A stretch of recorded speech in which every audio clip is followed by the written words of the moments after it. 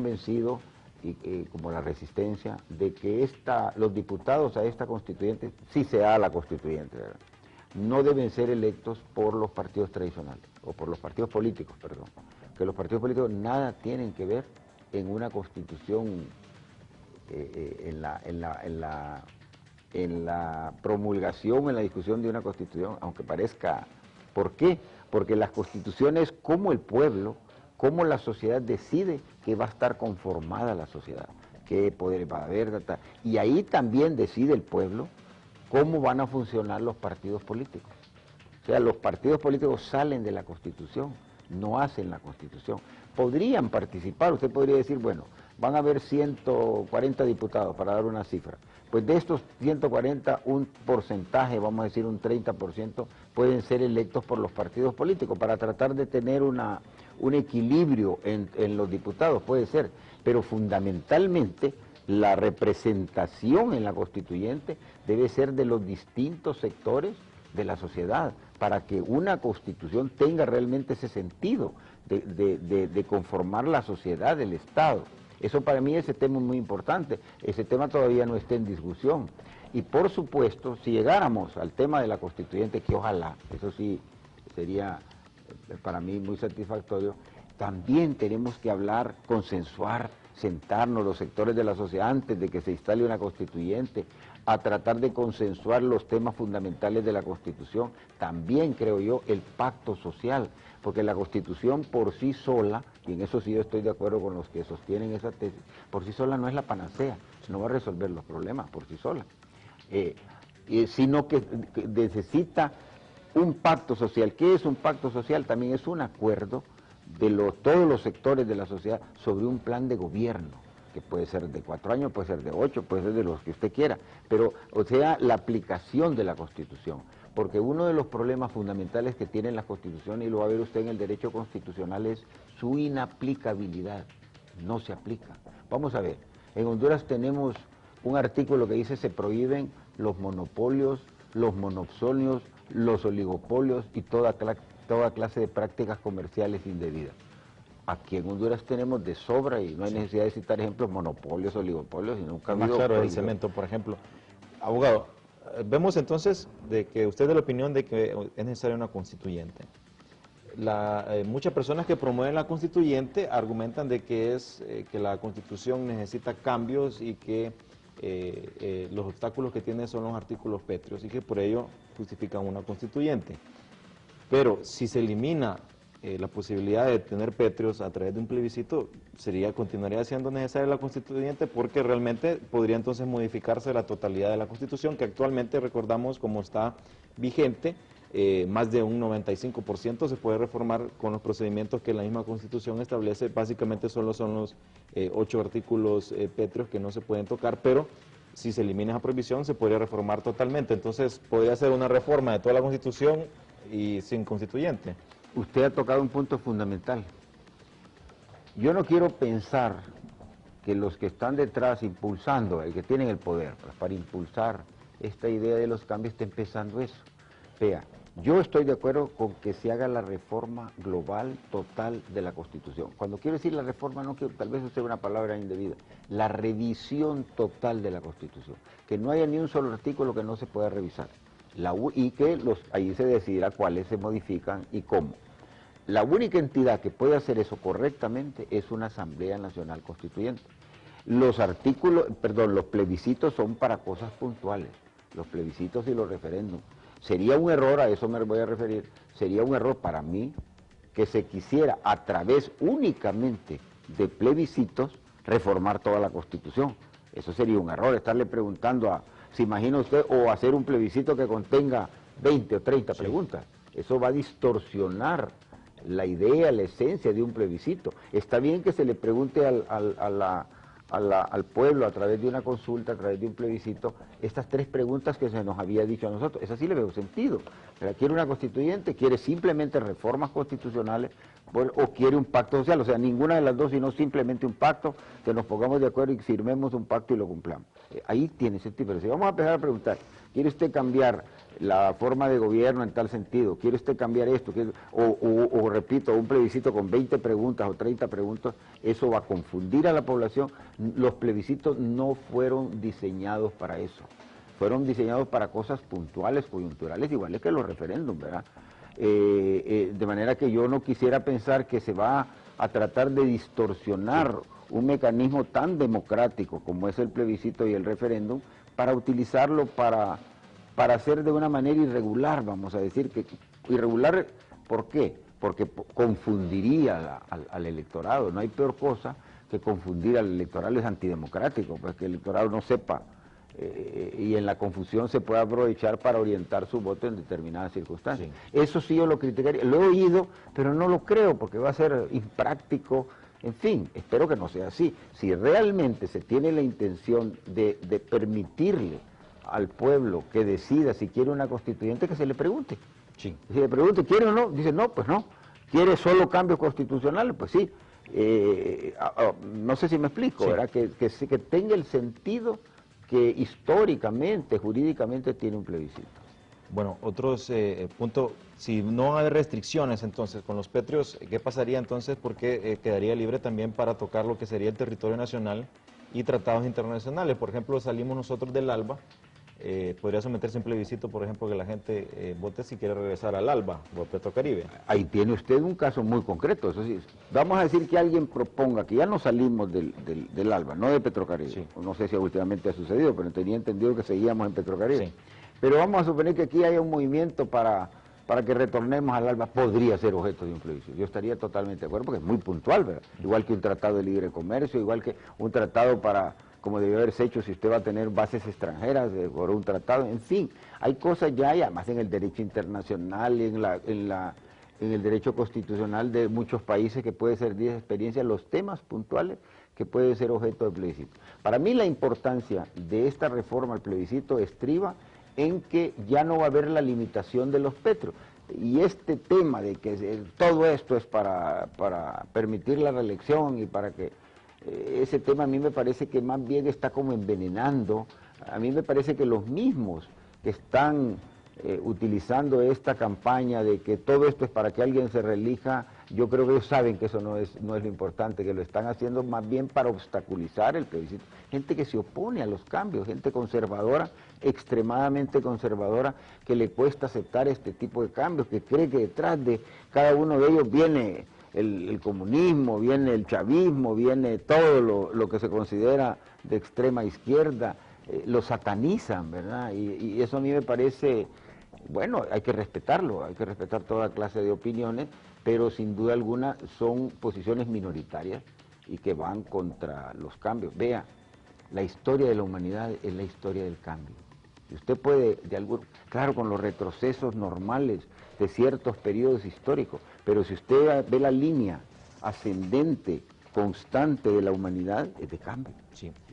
Otro tema, abogado, es, bueno, recordamos que el propio Manuel Zelaya, cuando era presidente de la República, él hablaba pues siempre de lo que era la muerte cruzada y también habló del referendo revocatorio. Actualmente el PINU, el Partido de Unificación y Unidad PINU, Nacional y Unidad PINU, ha presentado un proyecto sobre reformas al artículo 5 en el cual incluyen la posibilidad de un referendo revocatorio, en el cual pues sería exclusivamente solo para el presidente, la posibilidad de revocar al presidente a partir entre su segundo y tercer y hasta 6 meses antes de finalizar su cuarto año de gobierno, la posibilidad de que el pueblo hondureño pueda decidir si un presidente ha sido malo y que no ha tomado las decisiones correctas, que el pueblo tenga la posibilidad de removerlo. ¿Cree que estos cambios serían interesantes de tenerlos? A mí me ha interesado muchísimo ese tema, el tema del plebiscito revocatorio y sobre todo el de la muerte cruzada que usted mencionó, que lo contiene la Constitución del Ecuador. Yo creo que deben, en mi opinión sería interesante, yo abogaría porque aquí adoptáramos las dos cosas, el plebiscito revocatorio y la muerte cruzada. Y si quiere, explicamos un poquito qué es la muerte cruzada. Pero creo que es un tema un poco complejo. Si vemos, analizamos las constituciones que contienen el plebiscito revocatorio y la muerte cruzada en el caso de Ecuador, vemos que es un poco complejo. Cuando digo complejo, no, que hay que modificar una serie de artículos, acomodando las causas por las que, y que como objeto de un plebiscito me parece que es demasiado amplio. Para mí ese tema debe ser de una asamblea constituyente y es vital que contemple un mecanismo constitucional para que cuando un presidente o incurra en gravísima falta o el pueblo esté completamente descontento de su gestión, antes de que termine el mandato lo pueda separar, como pasa en todos lados. Yo tengo gobernador de California, fue separado por un plebiscito y así llegó este actor de cine y así ha pasado en muchos países porque así está institucional. Ahora, la muerte cruzada es algo interesantísimo, que no se puede hacer, en mi opinión, imponerlo por un plebiscito o institucionarlo por un plebiscito sería incorrecto para mí. Sí. Vamos a ver, la muerte cruzada, que como el nombre no suena muy bien, que fue el nombre que le puso el pueblo, da lugar a suspicacia, el pueblo ecuatoriano así le puso, pero tiene mucho sentido. Y aquí en Honduras hubiera servido mucho. Nosotros hemos tenido problemas interinstitucionales entre los poderes del Estado desde 1982. Usted recuerda entre Suazo Córdoba y Bujirón, todos, no ha habido un solo gobierno que no haya tenido problemas entre el Congreso, el Poder Ejecutivo y la Corte Suprema de Justicia. Bueno, en Ecuador resolvieron eso. Si hay un problema entre el Congreso y el Ejecutivo, que son los que suelen ocurrir con mayor frecuencia, entonces está previsto en la Constitución para las dos partes, para el presidente y para la Asamblea, se llama la Asamblea Legislativa, está planteado que bajo determinadas causas expresamente consignadas en el texto de la Constitución para cada lado, sí, por una sola vez, en los 3 primeros años de los 4, igual que acá, el periodo constitucional en el Ecuador es de 4 años, igual. Entonces, esta atribución prerrogativa del presidente y del Congreso se puede usar una sola vez entre los primeros 3 años, no se puede usar en el último año, y solo una vez. ¿Cuál es? Que por esas causas el presidente disuelve la Asamblea o la Asamblea destituye al presidente. Pero ¿qué pasa? Que si cualquiera de los dos lo hace uso de esta atribución, entonces el Tribunal Electoral, que allá es poder del Estado, que es una de las cosas que por las que yo abogo también, allá no es un poder, una institución dependiente como es aquí, sí, que depende del Congreso Nacional, allá es un poder independiente, que así debe ser así, 5, allá son 5, sí, porque también está una suerte de poder ciudadano, es otro tema, pero entonces el Tribunal Electoral, como poder, ¿verdad?, no subordinado a ninguno de ellos, dentro de los 7 días, o sea, en una semana, tiene que convocar a elecciones de los dos. Vamos a ver, para aclararlo. Sí. El presidente disuelve la Asamblea. Entonces el Tribunal Supremo, dentro de los 7 días, vamos a decir al 5.º día, disuelve la Asamblea y convoca elecciones para los dos. Es decir, que si el presidente disuelve la Asamblea, se va él también, como decimos nosotros. Y si la Asamblea destituye al presidente, también se va ella. Y el pueblo decide quiénes van a ser su nuevo presidente y quiénes sus nuevos diputados, sus nuevos legisladores. Por eso se llama muerte cruzada, al grado que ahorita Correa, el presidente de Ecuador, tuvo oportunidad de utilizar de esta atribución cuando el levantamiento de la policía, sí, y un intento de golpe de Estado, ¿recuerda? Sí, por la web. Y se creyó por un momento, y creo que él alguna manifestación dijo que dio lugar a que así se pensara que iba a hacer uso de esa prerrogativa, y sin embargo a última hora desistió y no lo hizo. O sea, sí, hay que pensarlo muy bien, porque claro, se va usted también si toma la decisión. Bueno, se nos ha acabado el tiempo, abogado, le agradecemos mucho por estar con nosotros. Yo le agradezco a usted. Sea bienvenido siempre a Primer Plano y también a todos ustedes. Como ven, el tema que se va a analizar en el Congreso el día miércoles sobre la reforma del artículo 5, lo referente al plebiscito y al referéndum, es algo que debe el pueblo hondureño, sin alguna, prestar la atención porque conlleva muchos cambios que pueden ser para bien o para mal y debemos de estar pendientes. Y esperamos que cada diputado individualmente pues estudie bien el caso, que por lo menos se debata y se empapen para tomar una decisión. Lo de la reelección siempre cobra importancia, lo reiteramos porque el propio presidente es el que pone estos temas y los menciona. Él dijo, si el pueblo me lo pide, pues yo estoy dispuesto a que me le reelijan. Actualmente pues nadie le ha pedido eso y está siempre introduciendo este tema, pero eso lo vamos a ver mañana. Justamente tendremos aquí en Primer Plano al diputado Antonio Rivera Callejas, que nos va a hablar un poco más al respecto sobre estas reformas y muy probablemente también al diputado Marlon Lara. Así que los invitamos mañana de 7 a 8 de la mañana en su programa Primer Plano y que disfruten ahora el programa Cuentas Claras con Eddie Quintero a continuación y que Dios los bendiga. Muchas gracias.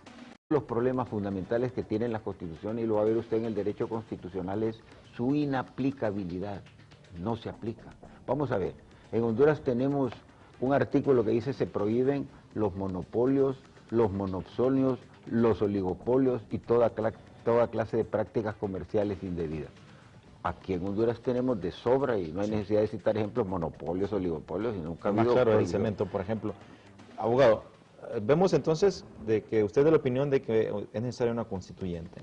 Convencido, como la resistencia, de que los diputados a esta constituyente, si se da la constituyente, ¿verdad?, no deben ser electos por los partidos tradicionales, o por los partidos políticos, perdón.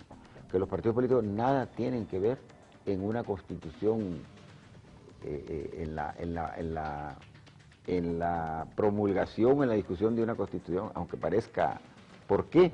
Porque las constituciones, como el pueblo, como la sociedad decide que va a estar conformada la sociedad, que constituyente debe ser de los distintos sectores de la sociedad, para que una constitución tenga realmente ese sentido de conformar la sociedad, el Estado. Eso para mí, ese tema es muy importante, ese tema todavía no está en discusión. Y por supuesto, si llegáramos al tema de la constituyente, que ojalá, eso sí sería para mí muy satisfactorio, también tenemos que hablar, consensuar, sentarnos los sectores de la sociedad antes de que se instale una constituyente, a tratar de consensuar los temas fundamentales de la Constitución. También, creo yo, el pacto social, porque la Constitución por sí sola, y en eso sí yo estoy de acuerdo con los que sostienen esa tesis, por sí sola no es la panacea, no va a resolver los problemas por sí sola, sino que necesita un pacto social. ¿Qué es un pacto social? También es un acuerdo de todos los sectores de la sociedad sobre un plan de gobierno, que puede ser de 4 años, puede ser de 8, puede ser de los que usted quiera, pero, o sea, la aplicación de la Constitución, porque uno de los poderes va a haber, y ahí también decide el pueblo cómo van a funcionar los partidos políticos. O sea, los partidos políticos salen de la Constitución, no hacen la Constitución. Podrían participar, usted podría decir, bueno, van a haber 140 diputados, para dar una cifra. Pues de estos 140, un porcentaje, vamos a decir un 30%, pueden ser electos por los partidos políticos, para tratar de tener un equilibrio en los diputados, puede ser.